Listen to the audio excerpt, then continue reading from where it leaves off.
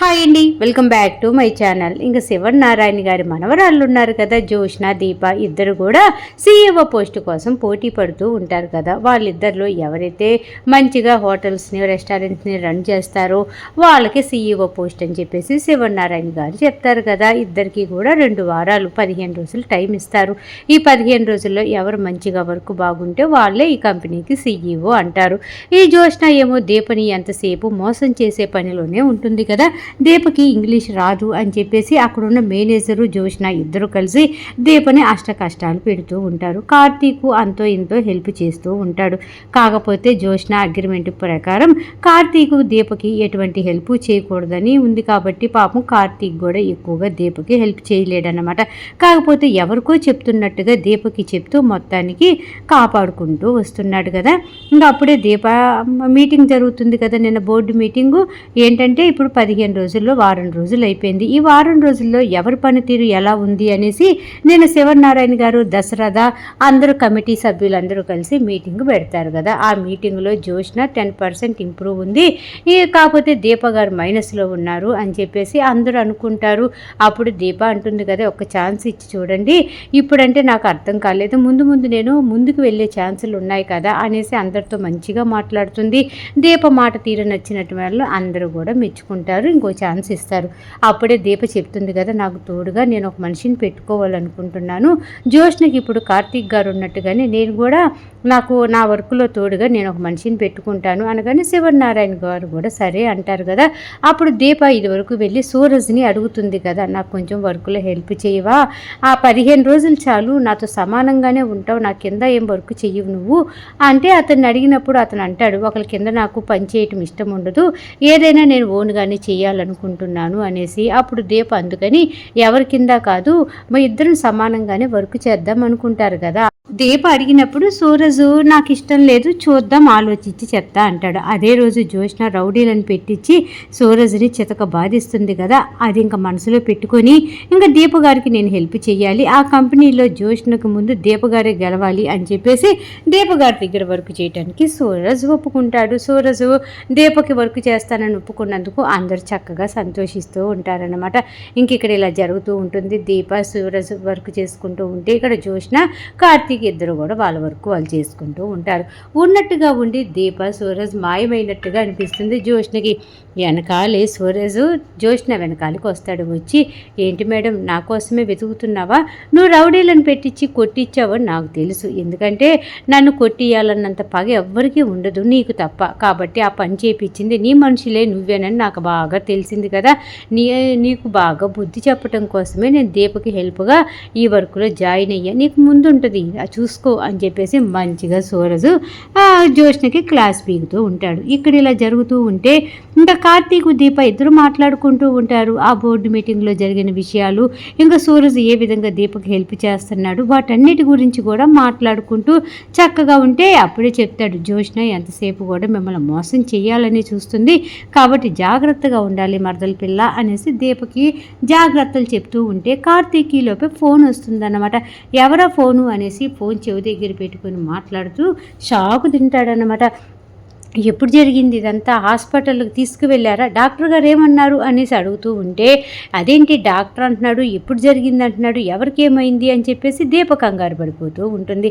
ఇంకా కార్తీక్ ఫోన్ పెట్టేసి ఇప్పుడే బయలుదేరొస్తున్నా అనేసి అంటూ దీప వైపు చూస్తాడు. దీప అడుగుతుంది, ఏమైంది బావా, ఏంటి అంత కంగారుగా ఉన్నావు అనేసి అనగాని, నాన్నకు మళ్ళీ 2వ స్ట్రోక్ వచ్చిందంట దీప, హాస్పిటల్లో జాయిన్ చేయించారంట, ఇప్పుడే తాతయ్య వాళ్ళు ఫోన్ చేశారు అనేసి అనగాని, అవునా నేను వస్తాను ప్లీజ్ బావా అని చెప్పేసి కార్తీక్ వెనకాల దీప కూడా వెళ్తుంది. హాస్పిటల్ దగ్గరికి వెళ్ళేపాటికి దశరథ గారు, శివనారాయణ గారు అందరూ కూడా శ్రీధర్ని తీసుకొని హాస్పిటల్కి వెళ్ళుంటారు. శ్రీధర్కి లోపల ట్రీట్మెంట్ జరుగుతూ ఉంటుంది, వీళ్ళేమో బయట టెన్షన్ పడిపోతూ ఉంటారు. ఇంకా ఈలోపే దీప కార్తీక్ వస్తారు. ఇంకా అలాగే వచ్చేసేపాటికి శ్రీధర్ గారి 2వ భార్య అలాగే స్వప్న కూడా అందరూ ఇక్కడ కావేరి స్వప్న కూడా వచ్చేస్తారు కదా. వచ్చేసిన తర్వాత ఇంకా కార్తీక్ అంటూ ఉంటాడు, ఎప్పుడు జరిగింది చిన్నమ్మ, ఎప్పుడు జరిగింది, ఎలాగా అనేసి అనగానే పొద్దున్నే కాఫీ తాగుతుంటే సడన్గా నొప్పిగా ఉందన్నారు కార్తీక్. ఇంకా వెంటనే హాస్పిటల్కి తీసుకొచ్చేలోపే ఎక్కువైపోయింది పెయిన్, అది ఇదనేసి పాపం ఆవిడ చెప్తూ ఉంటుంది.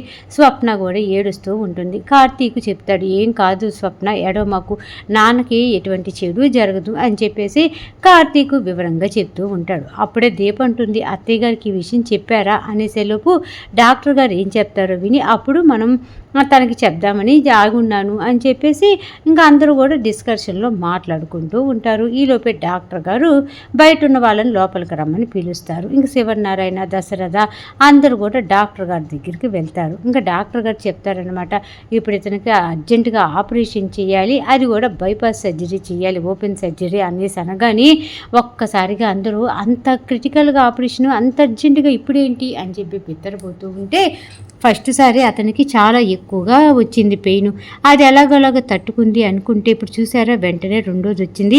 ఈసారి మూడోసారి కానీ స్ట్రోక్ వస్తే మనకి శ్రీధర్ గారు దక్కరు, కాబట్టి మూడోసారి స్ట్రోకు రాకుండా ఉండాలన్నా, అతను జాగ్రత్తగా ఉండాలన్నా ఓపెన్ సర్జరీ చేయాల్సిందే. ఆ ఓపెన్ సర్జరీ చేయడానికి ఇక్కడ మనకి సరిగ్గా ఎక్కడ ఫెసిలిటీస్ లేవు, కాబట్టి శ్రీధర్ గారిని ఫారెన్ తీసుకొని వెళ్ళాలి అనేసి డాక్టర్ గారు చెప్తారనమాట. వెంటనే శివనారాయణ గారు, దశరథ ఇంకా కార్తీకు డాక్టర్ గారు చెప్పే మాటలకి కార్తీక్కి కోపం వస్తుంది.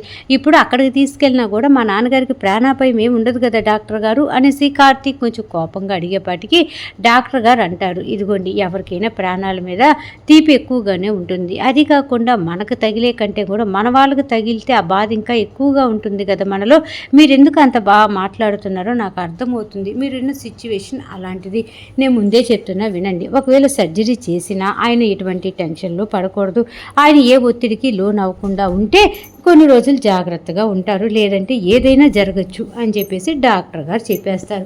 ఇంకా అందరూ కూడా డాక్టర్ గారికి నమస్కారం చేసి శ్రీధర్ గారిని తీసుకొని ఇంటికి బయలుదేరాలని అతన్ని లోపల ఐసీయూ లోపల నుంచి బయటికి తీసుకొస్తారనమాట. అప్పుడే శ్రీధర్ అంటాడు, ఏమన్నారా డాక్టర్ గారు, ఏమన్నారు అనేసి కార్తీక్ని అడుగుతూ ఉంటే, నాన్న ఇప్పుడు మనందరం ఇంటికి వెళ్తున్నాం కదా, ఇంటి దగ్గర మాట్లాడుకుందాంలేండి అని చెప్పేసి ఇంకా కాంచనాకు కూడా ఫోన్ చేసి చెప్తారనమాట, ఇలాగ కావేరి ఇంటి దగ్గరికి రమ్మని.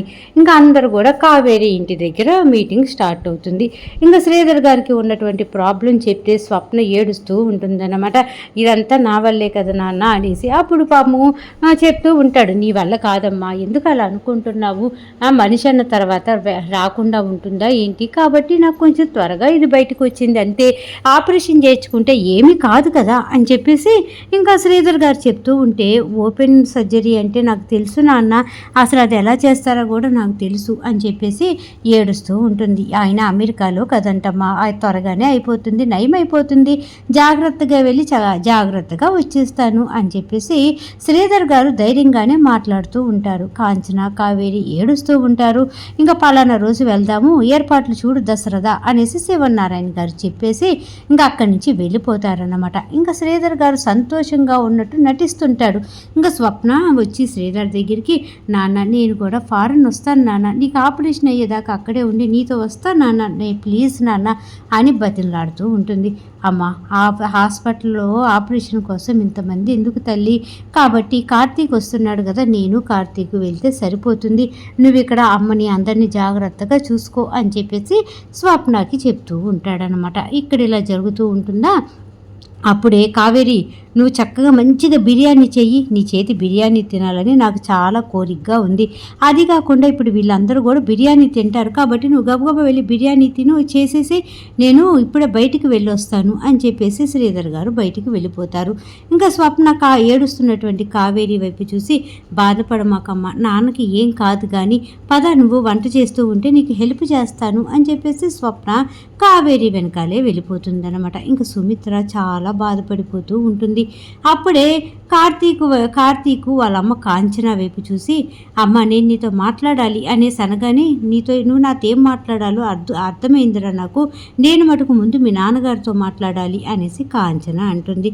ఇంకా గబగబా బయటికి తన చైర్ నెట్టుకుంటూ బయటికి వెళ్తుందా. శ్రీధర్ గారు ఒక పక్కన మూలలో కూర్చొని కంటతడి పెట్టుకుంటూ ఉంటారన్నమాట. అంటే బయటికి గంభీరంగా మాట్లాడినా లోపల ఎక్కడో మటుకు తను బాధపడుతూ భయపడుతూ ఉంటాడు కదా. అప్పుడే అక్కడికి కాంచన వస్తుంది. కాంచన వచ్చిన తర్వాత అతని కళ్ళ వెంట కారుతున్నటువంటి నీళ్లు గబగబా తుడుచుకొని ఏమీ జరగనట్టుగా ఇసంగా కాంచన వైపు చూసి, ఏంటి కాంచన, ఏంటి ఏమన్నా మాట్లాడాలా నాతోటి, చెప్పు ఏమన్నా మాట్లాడాలంటే అని చెప్పేసి కాంచనాని అడుగుతూ ఉంటాడు. అప్పుడే శ్రీధర్ని చూసి కాంచన అంటుంది, ఎందుకంటే మీరు అలా నటిస్తున్నారు, అంత బాధ మనసులో పెట్టుకొని మీకు ఎలా నవ్వు వస్తుంది, ఎలా నవ్వాలనుకుంటున్నారు అనేసి కాంచన అడగటం స్టార్ట్ చేస్తుంది అనమాట. అప్పుడే శ్రీధర్ గారు అంటూ ఉంటారు, చూడు కాంచన, నీతో నేను చివరిగా మాట్లాడేది ఇదేనేమో, ఇంకా చివరిగా ఇదేనేమో మన ఇంట్లో ఉండటం. నేను వెళ్ళిన వాడిని వస్తాను రాను తెలియదు కదా, అది కాకుండా ఈ సర్జరీ చాలా క్రిటికల్ సర్జరీ అంట, మరి నాది బాడీ సహకరిస్తుందో లేదో అనేసి పాపం బాధపడిపోతూ, కాంచన, నేను ఎవరికైనా సారీ చెప్పాలి అనుకుంటే అది నీకే, ఎందుకంటే నువ్వు నన్ను అంత ఇష్టంగా పెళ్లి చేసుకొని నేను నిన్ను మోసం చేశాను కదా, కావేరీని రెండో పెళ్లి చేసుకొని ఆ విషయం నీ దగ్గర దాచిపెట్టాను కదా, ఎవరికైనా క్షమాపణలు చెప్పాలి అంటే అది నీకే చెప్పాలి కాంచన, నన్ను క్షమించు, ఎందుకంటే లాస్ట్ నేను నీతో మాట్లాడే రోజు ఇదే కావచ్చు, నేను వెళ్ళిన తర్వాత తిరిగి రాకపోవచ్చు కదా, ఏమైనా జరగచ్చు, కాబట్టి నేను ఇదే చెప్పాలనుకుంటున్నా అనేసి ఇంకా శ్రీధర్ గారు ఏడుస్తుంటారనమాట.